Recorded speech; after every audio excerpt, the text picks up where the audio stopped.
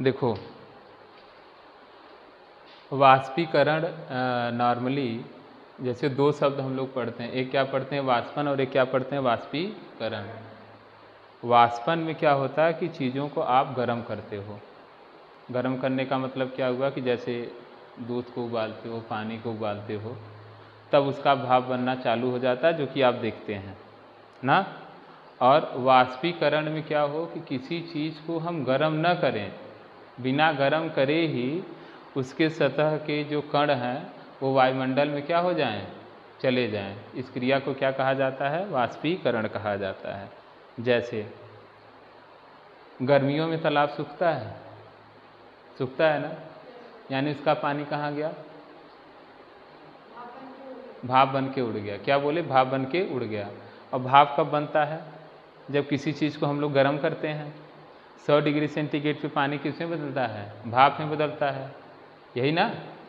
अच्छा ठीक है, हो सकता है कि गर्मी जैसे इस समय इतना भयंकर गर्मी पड़ रहा है, पानी एकदम खौलता हुआ तो रहता ही है, मगर इतना नहीं खौलता रहता है कि उसमें बुलबुले निकल रहे हों। जैसे चाय का बुलबुला बनता है, पानी का बुलबुला, ऐसे तालाब में होता है क्या, नहीं।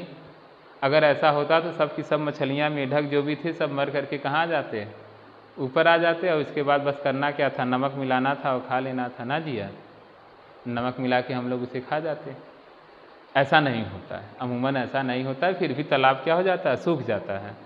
फिर क्या रीज़न है, वो कैसे वो भाप में बदल गया। यानी किसी भी द्रव के सतह के जो वाष्प के कण हैं, बिना गर्म किए जब किस में बदल जाएं, भाप में या वाष्प में बदल करके वायुमंडल में मिल जाएं, बिना गर्म किए स्वतः ही, तो इस क्रिया को क्या कहा जाता है, वाष्पीकरण कहा जाता है। जैसे मान लीजिए इस समय इतनी भयंकर गर्मी है, 50 डिग्री सेंटीग्रेड तक यहाँ का टेम्परेचर पहुँचने वाला है। ऐसी स्थिति में अगर यहाँ पे हम लोग 1 गिलास पानी भर करके रख दें ऐसे कोचिंग हॉल के अंदर, और सुबह रखें और शाम को देखें, तो पानी थोड़ा बहुत तो कम हो ही जाएगा। कम हो जाएगा कि नहीं, क्यों कम हो गया, कोई से आके गर्म किया नहीं, बिना गर्म किए ही पानी की सतह के कण क्या हो गए, वाष्पित हो गए, बिना गर्म किए ही। ठंड में भी तालाब सूख जाता है, नहीं सूखता है, सूख जाता है। तो अब क्या समझे कि जब हम किसी चीज़ को गर्म ना करें, बिना गर्म किए ही द्रव के सतह के जो भी कण है वो किस में बदल जाएं, धीरे धीरे वाष्प में बदल जाए, तो इस घटना को ही क्या कहा जाता है, वाष्पीकरण कहा जाता है। समझ में आ गया। अब हर चीज़ की घटना को हम लोग किस हिसाब से पढ़ेंगे, अणुगत सिद्धांत से। कैसे समझेंगे, कोई परमाणु मॉडल के आधार पे या अणुगत सिद्धांत के आधार पे उसकी क्या पढ़ेंगे, व्याख्या। जैसे ठोस द्रव गैस की व्याख्या मैं कराया था, वही पिछले वाली वीडियो में यही बताया ना आपको कि ठोस द्रव गैस में कैसे कोई चीज़ ठोस है तो कैसे है, द्रव है तो कैसे, गैस है तो कैसे। आज अभी मैं पूरा लिखवाया उनके बारे में, लिखवाया ना कि ठोस के अणु पास पास हैं, बल ज़्यादा है, अंतराण्विक बल ज़्यादा है, अवकाश कम है अंतराव की, इसलिए वो दबते नहीं हैं, उनका आकार आकृति आयतन निश्चित है। अभी लिखवाया, सब कुछ तो मैं लिखवाया हूँ। ऐसे ही वाष्पीकरण क्यों होता है, किसी चीज़ का बिना गर्म किए ही वाष्पीकरण क्यों हो जाता है, क्यों वो अपने से ही वायुमंडल में मिलता चला जाता है, इसका हम पढ़ेंगे अणुगत सिद्धांत के आधार पर व्याख्या। तो देखो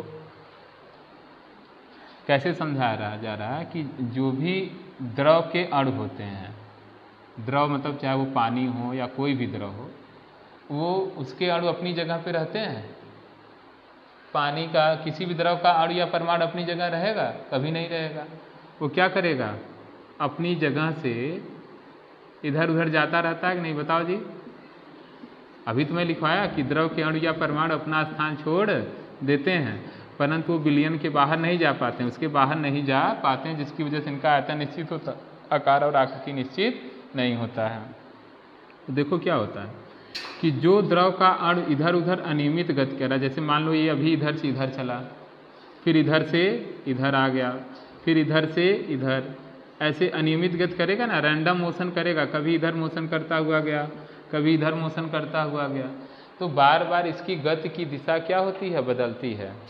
और अणुओं की गति की दिशा बदलने से उनकी गतिज ऊर्जा भी क्या होती है, बदलती है। नहीं समझे, जैसे घर में लड़ाई हो जाए, और लड़ाई हो जाए और मान लो जैसे जिया के घर में, जिया बदमाश तो है ही, ठीक है, और बहुत बदमाश है। अभी आई थी तो अनुप्रिया से झगड़ा कर रही थी, बाल नोच रही थी। हाँ अच्छा हो गया, तुम उसका गला दबा रही थी ना। तो क्या है, ऐसे लड़ाकू बंदे हैं। अब क्या होगा, जिया ऐसे घर में सबको परेशान करती होगी, तो जिया क्या होगी, अब जिस रूम में जाएगी, देखो जैसे ये जिया हो गई और यहाँ से निकली किस रूम में, दूसरे रूम में चली गई, और मान लो किसके रूम में चली गई, अभी अनुप्रिया के रूम में चली गई जहाँ है, तो अनुप्रिया वहाँ से इसे भगाएगी कि नहीं, भागो यहाँ से, भागो भागो, झगड़ा करती रहती हो, तो वहाँ से बेचारी मुंह बना करके इधर आ जाएगी, भगाती है ना।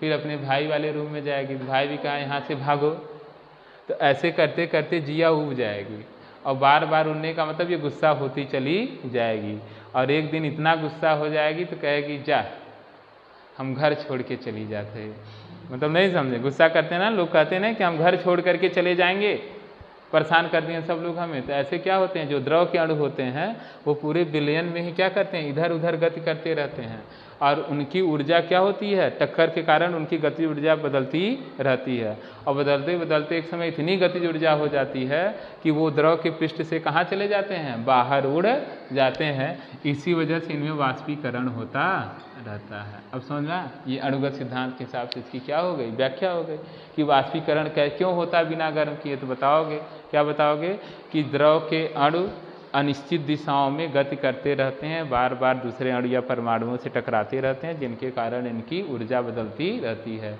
जब इनकी ऊर्जा बढ़ करके इतना हो जाता है, तो मतलब एक नियमित लिमिट से ज़्यादा हो जाता है, तो ये क्या करते हैं, द्रव के पृष्ठ को छोड़ करके वायुमंडल में चले जाते हैं। ये प्रोसेस लगातार चलता रहता है, समझ में आ गया। और इसी टेढ़ी मेढ़ी गति को, जब कोई द्रव इधर से उधर जाए, इधर से उधर जाए, जो टेढ़ी मेढ़ी गति होती रहती है, उसी टेढ़ी मेढ़ी गति को कौन सी गति कहा जाता है, ब्राउनी गति। कौन सी गति कहा जाता है, ब्राउनी गति। यानी जो द्रव के अणु इधर उधर दाएं बाएं ब्राउनी गति करते रहते हैं, यानी द्रव के अणु पूरे विलयन में ऊपर नीचे दाएं बाएं जो गति करते रहते हैं, उसी को कौन सी गति कहा जाता है, ब्राउनी गति। यानी क्या लिखोगे, द्रव के अणुओं की ब्राउनी गति के कारण इनकी गति की दिशा बदलती रहती है, जिसके कारण इनकी गति ऊर्जा भी बदलती रहती है। और जब गति ऊर्जा बदल करके ज़्यादा हो जाती है, तो वही द्रव के अणु क्या करते हैं, विलयन को छोड़ करके वायुमंडल में चले जाते हैं। इस घटना को ही क्या कहा जाता है, वाष्पीकरण कहा जाता है। इस घटना में गर्म करने की ज़रूरत नहीं है। जैसे दो लोगों की लड़ाई हो, जैसे घर की, अब समझो बात को समझना, कि जैसे मान लो अब जिया का घर है, इसी का एग्जाम्पल लेते हैं जिया का। अब इसके घर में कितने लोग हैं जी, कई लोग हैं ना, कितने लोग हैं, 14 लोग हैं। अब 14 लोगों में कुछ तो लड़ाई खुद से ही होती रहती है, मतलब कोई बाहरी इसमें हस्तक्षेप नहीं करता है, तो खुद से लड़ाई होती रहेगी। तो क्या होते जाएंगे, कभी गुस्से में जिया चली जाएगी, कभी अनुप्रिया चली जाएगी, कभी इसका भाई चला जाएगा, कभी इसके पापा, बड़े पापा गुस्सा होकर के घर से चले जाएंगे, ठीक है। मगर एक समय दादाजी भी हैं, वो भी चले जाएंगे। तो ये क्या है, वाष्पीकरण है खुद से। मगर एक समय क्या हुआ कि इसके घर में कोई बाहरी आकर के झगड़ा लगा दिया। झगड़ा लगाने का मतलब लगाते हैं ना, सब आते हैं बाहरी लोग आकर के झगड़ा लगाते हैं कि नहीं, घर में कहेंगे, जिया से कहेंगे, अरे जिया तुम्हें अनुप्रिया मार दी, अरे बाप रे बाप, हम होते तो अनुप्रिया का गला काट देते। अब हाँ, इसका भैया है प्रशांत, प्रशांत तो बदमाश है, अब तो नौकरी पा गया, फिर भी बदमाशी नहीं छोड़ा है।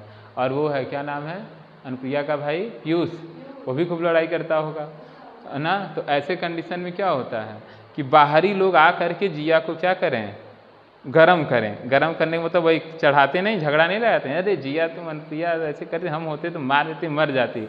अब जिया का ऊर्जा बढ़ गया, कही अच्छा हम कम है क्या किसी से, अब वो जा करके और तेजी से लड़ाई करने लगी। तो ये प्रोसेस वाष्पीकरण है, सॉरी वाष्पन है। क्या है, वाष्पन। जब आप बाहर से गर्म करोगे और गर्म करने के कारण उसकी ऊर्जा बढ़ जाएगी और बहुत तेजी से जब भाप में बदलने लगेगा, वायुमंडल में मिलने लगेगा, तो उसे वाष्पन कहते हैं। क्या कहते हैं, वाष्पन। और वाष्पीकरण में क्या अंतर है, वाष्पीकरण में चीज़ें जो होती हैं वो धीरे धीरे किसमें बदलती हैं, वाष्प में बदलती हैं, बहुत तेजी से नहीं, और खुद से बदलती हैं, उनकी ऊर्जा खुद से बढ़ जाती है टक्कर के कारण। और वाष्पन में क्या होता है कि बाहर से आप उष्मा देते हैं तो उनकी ब्राउनी गति और तेजी से बदल जाती है और धड़ाधड़ किसमें, वाष्प में बदलने लगते हैं, तो उसे वाष्पन कहा जाता है। यानी गर्म करोगे जल्दी वाष्प में बदल जाएगा, अब रख दोगे तो धीरे धीरे टाइम ज़्यादा लगेगा। अभी आप क्या करो, केतली में पानी रख करके गर्म करो, एक आध घंटे में तो पानी सूख जाएगा। मगर ऐसे ही छोड़ दोगे तो हो सकता है 2, 4, 6 महीने लगे इस पानी को धीरे धीरे उड़ने में, मगर उड़ेगा कि नहीं। तो वाष्पीकरण और वाष्पन में क्या अंतर है? वाष्पीकरण में वाष्प बनने की दर बहुत तेज हो जाती है, जबकि वाष्पन में वाष्प बनने की दर उतनी तेज नहीं होती है, धीरे धीरे होती है। क्लियर है? अब आप पढ़ेंगे, देखिए मैं बता दिया वाष्पीकरण क्या होता है। बिना गर्म किए जब द्रव के अणु या परमाणु धीरे धीरे वायुमंडल में मिलते रहते हैं तो इस क्रिया को वाष्पीकरण कहते हैं। ठीक। वाष्पन क्या है? गर्म करने पर जब द्रव के अणु या परमाणु वायुमंडल में तेजी से मिलने लगते हैं तो इसे वाष्पन कहा जाता है। ये भी क्लियर हो गया। अब वाष्पीकरण को प्रभावित करने वाले कारक, यानी जो घर का झगड़ा है, घर वाष्पीकरण मतलब घर का झगड़ा, और वाष्पन मतलब घर का झगड़ा जिसमें बाहर से कोई गर्म कर रहा है। तो वाष्पीकरण को प्रभावित करने वाले कारक, वाष्पीकरण को प्रभावित करने वाले कारक, तो पहला जो कारक है, तेज हवा अगर चल जाए। क्या चल जाए? तेज हवा। जैसे देखो गर्मियों में क्यों तालाब जल्दी से सूख जाता है? इतनी तेजी से क्या चलता है? लू चलता है, इतनी तेज हवा चलती है तो वाष्पीकरण की दर क्या हो जाती है? बढ़ जाती है। यानी तेज हवा चलने से वाष्पीकरण की दर क्या हो जाएगी? बढ़ जाएगी। और वाष्पीकरण की दर बढ़ जाएगी तो जल्दी से वो सब वाष्प में बदल जाएंगे, और वाष्प में बदलेंगे। वाष्पीकरण से ठंडक महसूस होता है। क्या महसूस होता है? ठंडक। गर्मी में पंखा चला करके बैठो, यही तो हो रहा है। अंदर से क्या बन करके आ रहा है? पसीना। क्या बन करके आ रहा है? पसीना बन करके बाहर आ रहा है, द्रव के रूप में आ रहा है कि नहीं? अब आप पंखा चला दोगे तो हवा तेजी से चलने लगेगा, हवा से तेजी चलने लगेगा तो वाष्पीकरण की दर क्या हो जाएगी? बढ़ जाएगी। तेजी से वाष्प में पसीना जो है तेजी से वाष्प में बदलना चालू हो जाएगा, और वाष्पीकरण से क्या महसूस होता है? ठंडक। तो आपका शरीर ठंडा हो जाएगा। और मगर जैसे ही पूरे शरीर का पानी क्या हो जाएगा? वाष्प में बदल जाएगा। अब यहाँ है ही नहीं, वाष्पीकरण नहीं हो रहा है, तो वही हवा गर्म लगने लगेगा। फिर नहा धो करके बैठ जाओगे, फिर ठंडा लगने लगेगा, क्योंकि पानी है वो धीरे धीरे वाष्प में बदलने लगेगा। इससे बढ़िया करो क्या? रुमाल लो, उसे भिगो, निचोड़ो, निचोड़ने के बाद क्या करो? ओढ़ लो, और ओढ़ करके बैठ जाओ, तो क्या हो जाएगा? ठंडक महसूस होगा। क्यों? क्योंकि वो शरीर, वो पानी आपके शरीर में धीरे धीरे जाएगा, और शरीर से फिर वो क्या लेगा? गर्मी। वाष्पीकरण क्या भाई? वाष्पीकरण से देखो, वाष्प में बदलने के लिए उसे क्या चाहिए? कुछ काम करना पड़ेगा ना। वो काम शरीर से उष्मा लेके करता है। कैसे करता है? शरीर से उष्मा लेकर के करता है, समझे ना। जैसे हमारे यहाँ क्या है? पसीना बना हुआ है। अब पसीना जब वाष्प में बदलेगा तो वाष्प में बदलने के लिए कुछ काम करना पड़ेगा कि नहीं? तो काम कैसे करेगा? हमारे वाष्प में बदलने के लिए हमारे शरीर से उष्मा लेके काम करेगा, और शरीर से जब उष्मा लेके काम करेगा तो शरीर ठंडा हो जाएगा। और मगर जब पूरा वाष्प उड़ जाएगा तब क्या हो जाएगा? फिर गर्मी लगने लगेगी, कहोगे गरम गरम पंखा हवा दे रहा है। फिर इसके बाद या तो नहा के आओगे या फिर बाहर भागोगे, फिर बाहर गर्मी है, फिर पसीना होगा, फिर अंदर आके भागोगे, फिर वाष्पीकरण होगा, तो आहा फिर करना चालू कर देते हो कि यहाँ ठंडक लग रहा है। तो पहला चीज़, वाष्पीकरण से क्या हो जाता है? हवा की अगर गति बढ़ जाएगी तो वाष्पीकरण की दर बढ़ जाएगी। इसी वजह से खाना वगैरह ठंडा करना हो, चाय ठंडा करना हो तो कैसे करते हैं? बड़ी थाली में निकाल नहीं देते हैं। जैसे खिचड़ी है, खूब जल रहा है तो बड़ी थाली में फैला देंगे, पंखा चालू कर देंगे। तो पहली बात तो ऐसे ही देखो खिचड़ी रख दिए, तो वाष्पीकरण के कारण किसमें वाष्प में बदल रहा है, और पंखा चला दोगे तेजी से वाष्प में बदलेगा। तेजी से वाष्प में बदलेगा क्या लेगा? भोजन से उष्मा लेकर के वाष्प में बदलेगा, भोजन ठंडा हो जाएगा। इसलिए चाय पीना हो तो क्या करते हैं? कप गर्म रहता है, एक ट्रे नहीं आता कटोरी टाइप का, उसी में ले करके पीते हैं, तो जब फैल जाएगा तब भी वाष्पीकरण की दर बढ़ जाएगी। यानी पहला चीज़, वाष्पीकरण किस पर निर्भर करता है? हवा की गति पर। हवा की गति ज़्यादा है तो वाष्पीकरण की दर भी क्या है? ज़्यादा है। और अगर हवा की गति कम है तो वाष्पीकरण की दर भी क्या है? कम हो जाएगा। इसीलिए गर्मियों में तालाब जल्दी सूखते हैं और ठंडियों में तालाब धीरे धीरे सूखते हैं, पहली चीज़। दूसरी चीज़, एरिया पर डिपेंड करता है वाष्पीकरण। किस पर? एरिया पर। एरिया मतलब क्षेत्रफल पर। अगर एरिया ज़्यादा है, क्षेत्रफल ज़्यादा है तो वाष्पीकरण तेज़ी से होगा, और अगर एरिया कम है तो वाष्पीकरण क्या होगा? धीमे होगा। जैसे कप में लिए हो, किस में लिए हो चाय? कप में। तो कप में उसका क्षेत्रफल कम है, और जब उसे कटोरी में डाल दोगे तो उसका क्षेत्रफल क्या है? ज़्यादा है, तो वाष्पीकरण की दर कटोरी में बढ़ जाएगी, जल्दी से ठंडा हो जाएगा। तो यानी वाष्पीकरण सतह के क्षेत्रफल पर निर्भर करता है। क्षेत्रफल ज़्यादा तो वाष्पीकरण ज़्यादा, और क्षेत्रफल कम तो वाष्पीकरण कम हो जाएगा। और दूसरा चीज़, वाष्पीकरण डिपेंड करता है आर्द्रता पर। आर्द्रता मतलब वायु में कितनी नमी है, वायु में कितनी नमी है। ध्यान समझना मैं क्या कर रहा हूँ। अब देखो, जैसे आप कपड़ा साफ करके डाल देते हो, तो कपड़ा साफ करके ऐसे रूम में ही डाल देते हो तो सूख जाता है कि नहीं? सूख जाता है ना। बारिश के मौसम में क्या करते हैं, कपड़ा बाहर भी डालो नहीं जल्दी सूखता है, अंदर डालो तब भी नहीं जल्दी सूखता है। क्यों नहीं सूखता है? क्योंकि बारिश के मौसम में हर जगह पानी पड़ा हुआ है, बारिश हो रहा है और हर जगह से वाष्प कहाँ बल रहे हैं, वायुमंडल में मिल रहे हैं। तो बेचारा वायुमंडल वाष्प को लेते लेते लेते लेते थक जाता है। थक जाने का मतलब एकदम भर जाता है। अब वो और वाष्प को नहीं ले पाए, पूरा वाष्प कहाँ जाता है, वायुमंडल में। वायुमंडल खा रहा है बेचारा, खा रहा है खा रहा है खा रहा है, बारिश होता जा रहा है, वाष्प बन रहा है। लास्ट में वायुमंडल क्या कहता है, बस अब हम नहीं खा सकते हैं। और जब वो एकदम बस की श्रेणी में है तब से तुम कपड़ा साफ करके डाल दिए।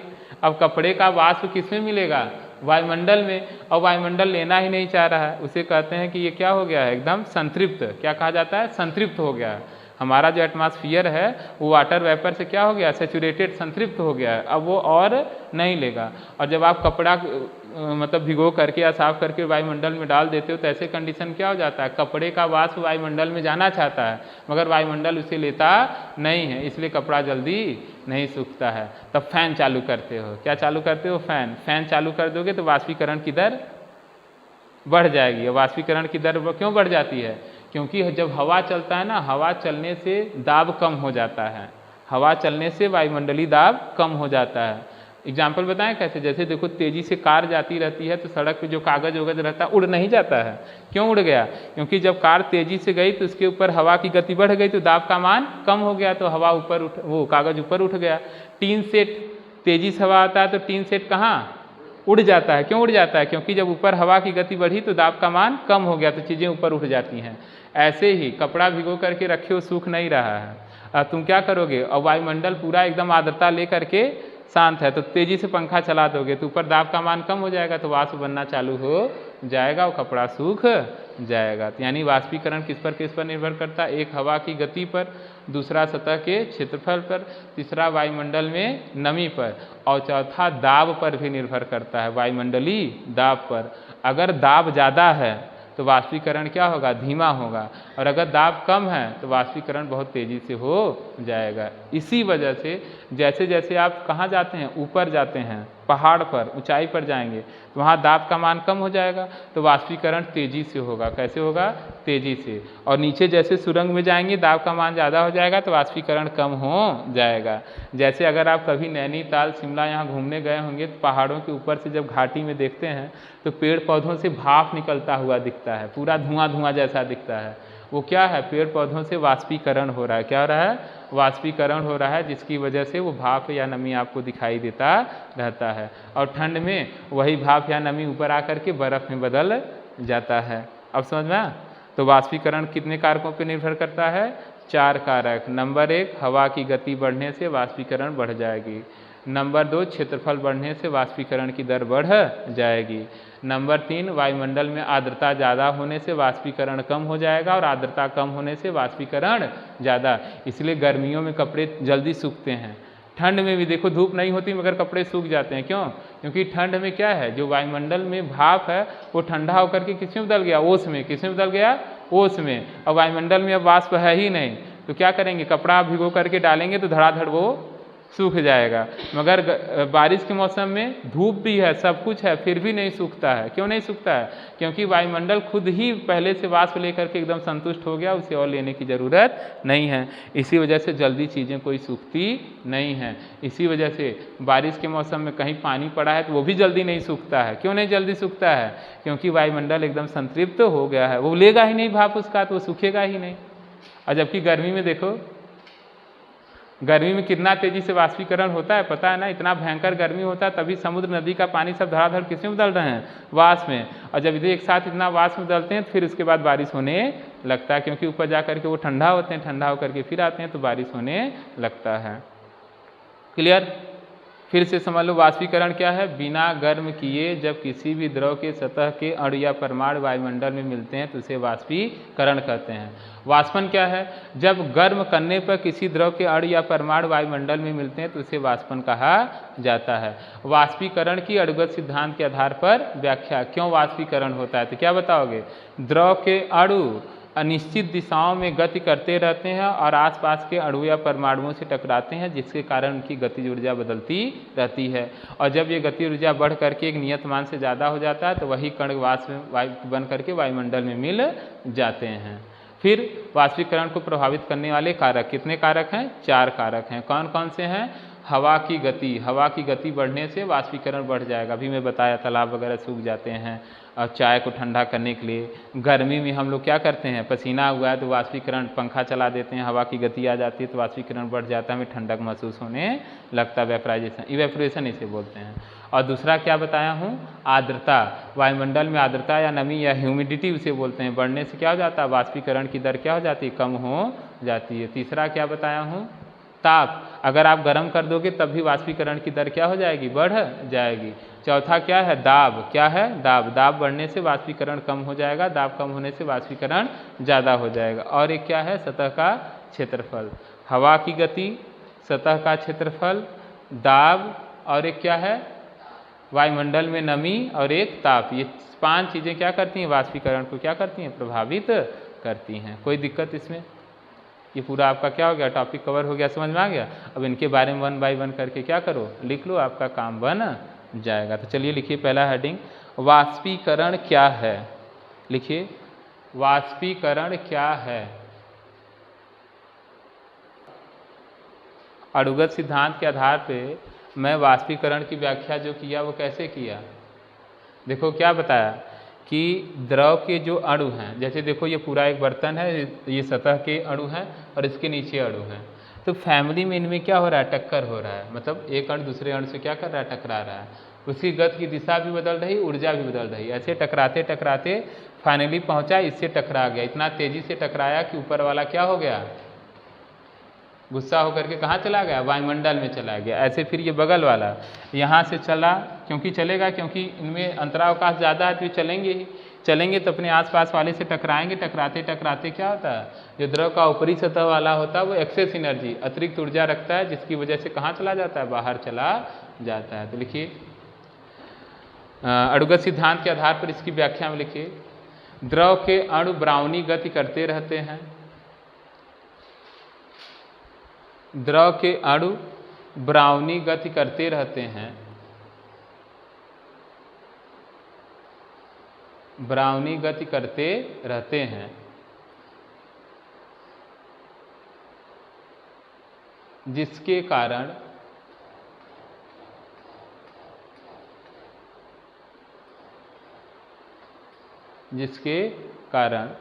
अपने आसपास के परमाणुओं से टकराते हैं,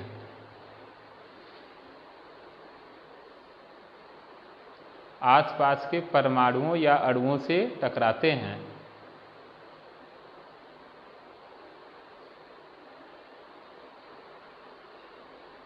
अणुओं या परमाणुओं से टकराते हैं और गति की दिशा बदलते रहते हैं, गति की दिशा बदलते रहते हैं,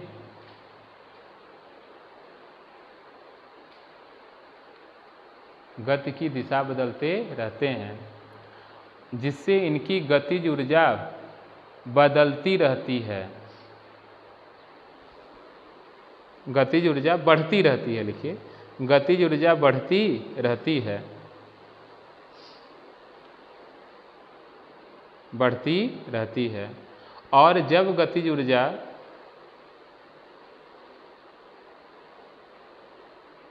ज़्यादा हो जाता है,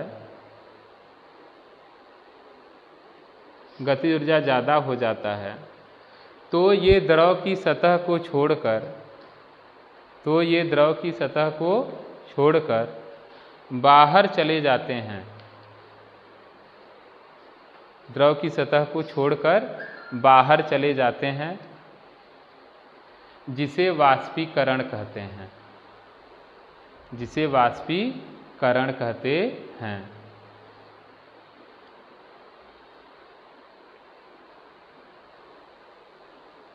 ठीक है। अब देखो मैं यहाँ पे लिख ही दिया हूँ वाष्पीकरण को प्रभावित करने वाले कारक। अगली हेडिंग आपकी यही रहेगी, घर से आप लोग लिख के आएंगे। सुनिए, घर से लिख करके आएंगे, नहीं लिख पाएंगे तो मैं नेक्स्ट क्लास में आपको क्या करूँगा, लिखवाऊँगा। हेडिंग लिख लेना अभी, वाष्पीकरण को प्रभावित करने वाले कारक। पहला कारक क्या लिखोगे? हवा की गति। तो क्या लिखोगे? मतलब हवा की गति बढ़ने से वाष्पीकरण की दर बढ़ जाती है। जैसे समझा देना और लिख लेना, हाँ, नहीं तो नहीं आएगा तो लिखवा दूंगा, पहले प्रयास करना। जो भी आपको थोड़ा बहुत समझ में आएगा, गलत सही समझ में आएगा, एरर रहेगा, वो दूसरे रफ वगैरह में लिख के आना, हमें दिखाना, फिर उसका सही हम फेयर में लिखवा देंगे। तो क्या लिखोगे? हवा की गति। बताओगे हवा की गति बढ़ने से वाष्पीकरण की दर बढ़ जाती है, और हवा की गति कम होने से वाष्पीकरण की दर क्या हो जाती है? कम हो जाती है। जैसे क्या है कि कोई गर्म चाय है या गर्म पानी है, उसे ठंडा करने के लिए हम लोग क्या करते हैं? फैन चालू कर देते हैं। जब फैन चालू कर देते हैं तो फैन चालू करने की वजह से क्या हो जाता है? वाष्पीकरण की दर बढ़ जाती है, और जिसकी वजह से वो ठंडा हो जाता है। और अगर वाष्पीकरण होगा तो द्रव ठंडा होता चला जाएगा। हमेशा ध्यान देना, क्योंकि द्रव कैसे वाष्पीकृत होता है? उसी से ही उष्मा लेकर के वाष्पीकृत होता है। यानी पानी से उष्मा लेगा और अपनी गतिज ऊर्जा को क्या करेगा? बढ़ा लेगा, और बढ़ते बढ़ते एक लिमिट से ज़्यादा हो जाएगा तो वायुमंडल में चला जाएगा। हवा की गति बढ़ने से होता है, सतह का क्षेत्रफल बढ़ने से वाष्पीकरण बढ़ता है, और कम होने से वाष्पीकरण घटता है। जैसे क्या करते हैं, अगर एक कप है जिसका संकरा मुंह है तो उसमें चाय जल्दी ठंडी नहीं होगी, और अगर उसी हम क्या किसी कटोरी या प्लेट में डाल देते हैं तो क्या हो जाती है? जल्दी ठंडी हो जाती है। जैसे दाल वगैरह गर्म है, पनीर की सब्जी गर्म है, तो सब लोग कहते हैं लाओ लाओ थाली में ही डाल दो तुरंत, है ना। अब मगर जो शादी ब्याह में होते हैं, देखो ना बर्तन कैसे रखते हैं, चौड़ा चौड़ा रहता है कि संकरा मुँह रहता है? संकरा रहता है, ताकि जल्दी ठंडा न हो। तो क्षेत्रफल बढ़ने से वाष्पीकरण की दर बढ़ जाती है, और वाष्पीकरण की दर बढ़ेगा तो चीज़ें ठंडी होंगी बस। उसके बाद नमी, ये बहुत इंपॉर्टेंट है। नमी ज़्यादा होने से वाष्पीकरण क्या होता है? कम होता है। क्या होता है? कम।